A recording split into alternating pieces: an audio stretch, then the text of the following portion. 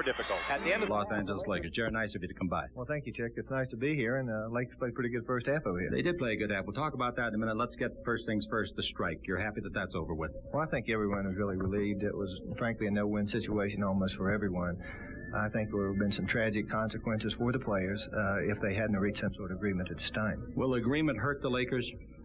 Chick, I would hope it wouldn't, but, when you're limited in what you can do and creatively what you can do with players, it certainly is not going to help us. But we've been pretty fortunate in the past, and I think that decisions that are made by management, of course, really prolong what a ball club can do. And we're hopeful with the youth of this club that we can maintain and do a little maintenance work with what we have that will be real good for the future. When will what happened in the context of the settlement take place? Next year? Chick, that's my understanding of the thing. And again, it's quite hard to understand and really over the agreement. It's about a 30-page document that they sent out, and it's some of it's very legal termish, and it's tough to evaluate. Could you go into the free agent market then this year if you wanted to? Well, Chick, you really could, but it's my understanding, again, from reading this, that our present salary level is going to be frozen. And what we would have to do, of course, we'd have to move other players to do that. But, again, I think until all the facts are in, we really won't know what direction we're going to go.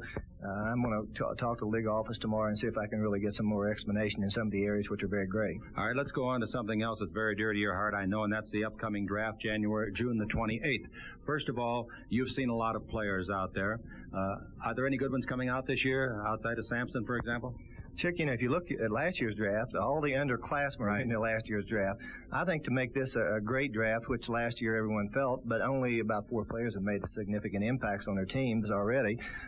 For that to happen again, I think undergraduates would have to come out. But, of course, Sampson, Dale Ellis from Tennessee is a fine player. Sidney Green from Las Vegas had a great year. Steve Stefanovich from Missouri had a great year. Memphis State kid. Keith Lee, but he's only a sophomore. I know it. So we hear a lot of talk about these kids, but until they decide to jump out there, we really don't know what's going to happen. It used to be like the year the Magic came in, the kid could say, I'm going to come out. Then he could go test the waters that what he wanted wasn't there. He could go back to school. You can't do that anymore, can you? That's true, but I really think, Chick, that this agreement might really precipitate some players jumping out there now because the salaries are going to definitely be affected, and the kids are going to know that because the agents are going to make sure they know it. Now, the underclassmen, I believe, have to declare 45 days before the draft, which would make it around May the 14th. Well, I'm not sure the exact date, but that sounds correct from last year, and it will be a difficult task for some of them. You look in the Final Four, and there's some outstanding young players there. Houston's got a bunch of them, and I think it would make it a heck of a lot easier if they never came out, frankly, because all the talk, all the unnecessary talk about kids coming out doesn't do anything but upset their colleges. Now, what about the Lakers of 1982-83? Are they a good basketball club? Are they a great basketball club? Is it still to be determined? Chick, I think they're a great team. Well, we've had some adversity this year, and to great players, not good players, but great players. And Kurt Rambis is playing with a bad foot right now, but I think the real plus with McAdoo being out, James Worthy, since the All-Star break, has been terrific for us, and he should be a real plus in the playoffs. And, of course, we're keeping our fingers crossed that if we get far enough in the playoff, that Bob McAdoo will be available for us. Is it possible?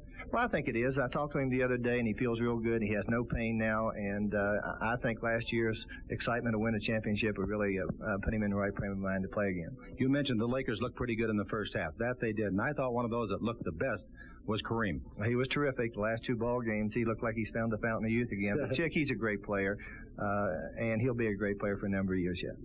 Would you rank the current crop of players even in the same league with you and the Oscars and so forth? Oh, sure. And in every era, Chick, there's great players.